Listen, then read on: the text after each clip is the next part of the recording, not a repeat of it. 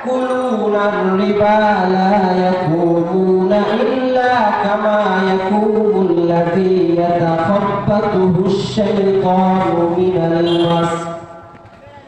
আল্লাহ পাক রব্বুল আলামিন বলেন, ও দুনিয়ার মানুষ, তোমরা যারা সুদ খাও, তোমরা যারা ঘুষ খাও, আল্লাহ তাআলা আয়াতের প্রথমে বলছে আল্লাযীনা ইয়াকুলুনা আর-রিবা, যারা সুদ খায় কি হবে তারা?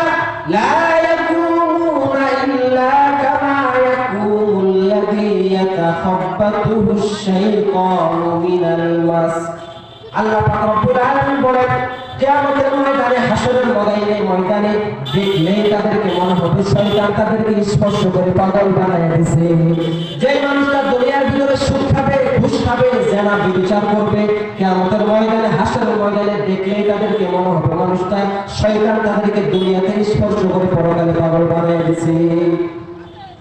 দুই নম্বরে, কোন ব্যক্তি যদি সুদ খায়, আল্লাহ পাক রব্বুল আলামিন বলেন কিয়ামতের ময়দানে, হাসরের ময়দানে ওই ব্যক্তিকে বলা হবে, ওই সুদখোর, তুমি তোমার সুদ নামক অস্ত্রটা নিয়ে নাও, আল্লাহ এবং আল্লাহর রাসূলের বিরুদ্ধে যুদ্ধের জন্য তৈরি হয়ে যাও।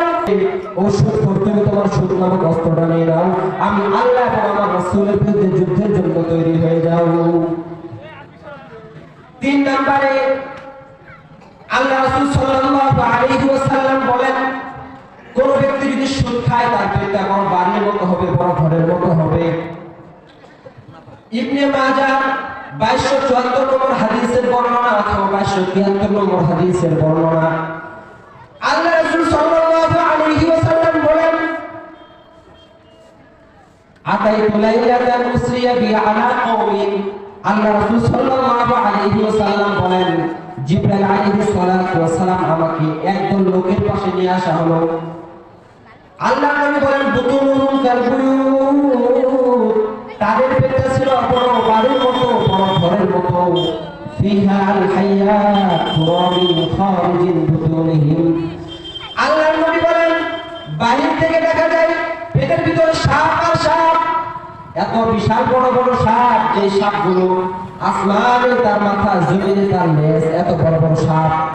আল্লাহ নবী সাল্লাল্লাহু আলাইহি ওয়াসাল্লাম বলেন, মান হাউলা ইয়া জিবরাইল। আল্লাহ নবী সাল্লাল্লাহু আলাইহি ওয়াসাল্লাম জিবরাইল আলাইহিস সালাতু ওয়াস সালামকে প্রশ্ন করলেন, জিজ্ঞেস করলেন, হে জিবরাইল, এই যে মানুষের ভিতরে এত বড় বড় সাপ দেখা যায় কেন, এরা কারা? জিবরাইল আলাইহিস সালাতু ওয়াস সালাম বলেন, ইয়া রাসূলুল্লাহ, এরা হলো দুনিয়ার বুকে সুদখোর, যারা দুনিয়ার ভিতরে সুদ খাইতো, ঘুষ খাইতো, যারা দুনিয়ার ভিতরে মুনাফাকে মনে করতো এটা হালাল টাকা, যারা ব্যাংকের ভিতরে লক্ষ লক্ষ টাকা রাখিয়া মুনাফা টাকা, আসল টাকা, লাভ টাকাগুলো খাইতে, বলতেছে এটা তো ব্যবসা করার মতোই। অনেকেই বলতেছে, হুজুর আমার কোনো টেনশন নাই, 14 লাখ টাকা ব্যাংকে রাখছি, প্রতি মাসে মাসে 16,000 টাকা আসে, এই টাকাগুলো যদি আমি ব্যবসা করতাম তাহলে আসতো না। তাহলে এটা আপনি হারাম বলেন কেন? আল্লাহ রাসূল সাল্লাল্লাহু আলাইহি ওয়াসাল্লাম বলেন, এই টাইপের মানুষদেরকে আল্লাহ তাআলা জাহান্নামে কিয়ামতের ময়দানে প্রদান করবে। 4 নম্বর, আল্লাহ নবী বলেন, যারা সুদ খায় সে নিজের মায়ের সাথে জিনা করে। আল্লাহ রাসূল সাল্লাল্লাহু আলাইহি ওয়াসাল্লামের হাদিস, ইবনে মাজাহ 574 নম্বর হাদিসের বর্ণনা। আল্লাহ রাসূল সাল্লাল্লাহু আলাইহি ওয়াসাল্লাম বলেন, আর-রিবা 70 হুবান।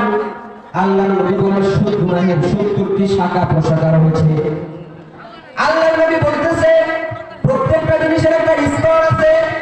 কোন ব্যক্তি যদি গুনাহের কাজ করে, যেমন কেউ সগীরা গুনাহ করে, এটার একটা স্তর, কবিরা গুনাহ করে, এটার একটা স্তর।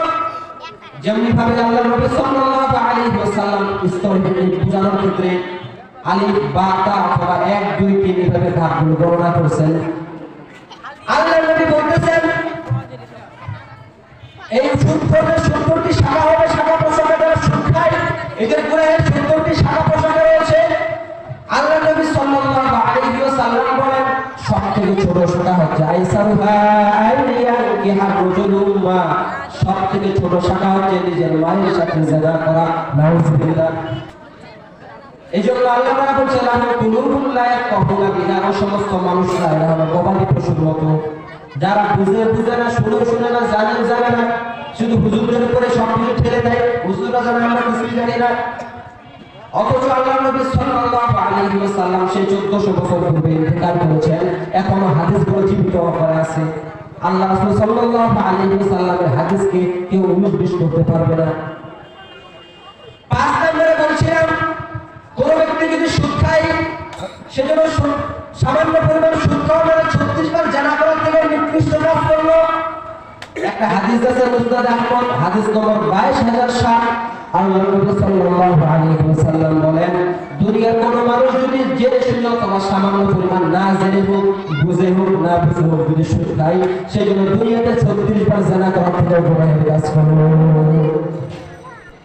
ও বাবারা, তোমরা যারা সুদ খাও, তোমাদের বিবেকের কাছে প্রশ্ন রেখে গেলাম, তোমাদের কলবের কাছে প্রশ্ন রেখে গেলাম, তোমরা যারা সুদ খায় 36 বার জানা করে, তুমি কিভাবে মনে করো আমি জান্নাতে যাব?